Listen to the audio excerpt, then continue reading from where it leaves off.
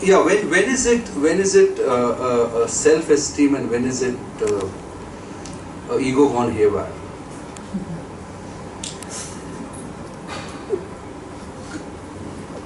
See, a person to live life, be successful, be effective,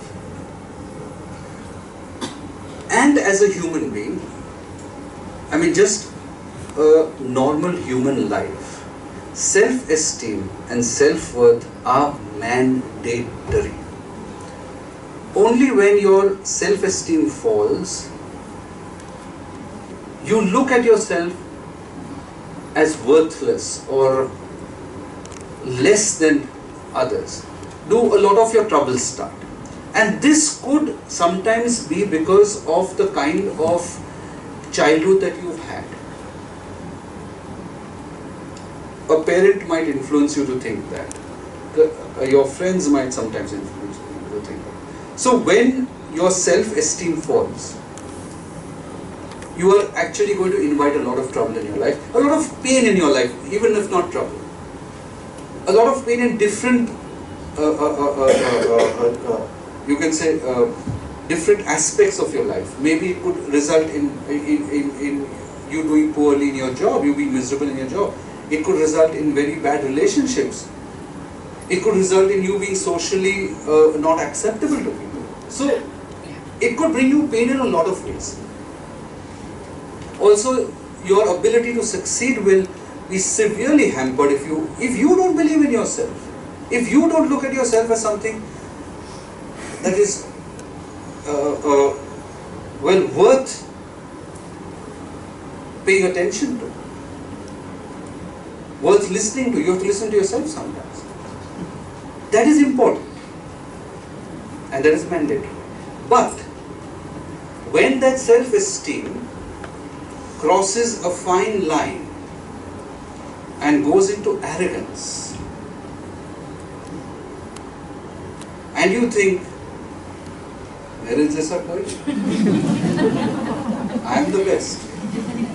What I think is right. I am God's chosen one.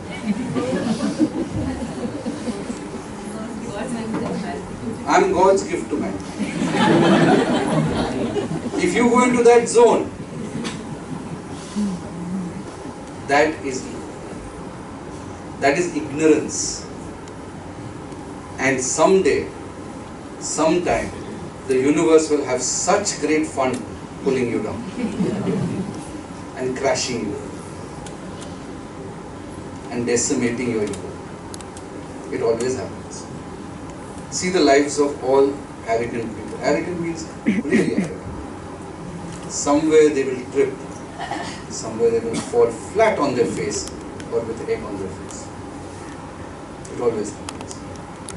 Yeah, for some time, name one. You name me a famous person, I'll tell you. No, flat as like things just... Flat means embarrass. They don't, they have to hide for cover sometimes. Their ego gets crushed. That is all. I mean, fall flat means they are not decimated in the sense of physically decimated. Their ego is crushed. It always happens. Somewhere or the other. Somewhere or the other. Guruji, how does one deal with after that? After you're being humiliated by the universe, how does one like deal with that after? Then you learn. Then you learn to be humble. Then you learn to be a little humble. But some people don't know. Yeah. Then they will keep getting fatkas one after another. They will keep, the universe will keep at it. See, a lot of times you don't know what an arrogant person, the pain that person goes through when they are put down. They don't tell you. Nobody will come tell you. You know, I was very arrogant, but now see, having faced the situation. Nobody says that. That suffering they go through themselves in isolation. One example I know, universe will always put somebody better than you in front of you. So, you know, it always like that. Never at times we should feel we are the best. Immediately, Arrogance will always... Yes, that saying is there, na? Sher ka sawa se mil jata. You will always get pulled down somewhere or the other if you are arrogant. But again, as I said, there is a fine line that self-esteem is necessary. But arrogance normally leads to a lot of pain. Pain that only that person feels. Because his ego is hurt or her ego is hurt. That is why. You never know. You will not see that pain, but that person knows it. So it's very subtle. You can't really make out who goes through. Sattvic ego is actually used in certain spiritual books, in certain shastras, in writings, to indicate that even after you have reached a very high level of enlightenment, there is a certain amount of I-ness or identity which does not come out in the form of arrogance, or even such entities are generally mentally merged with the divine. But yet they retain a certain amount of separation. They are not completely merged in that consciousness, because otherwise they will not be able to function. So they keep that sattvic ego, that pure ego, just so that they can function independently on the planet.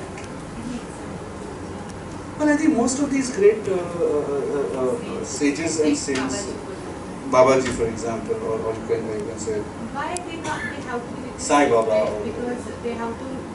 But how will they work otherwise if they are not in a sort of communication, if they are not doing activity? How will they help humanity?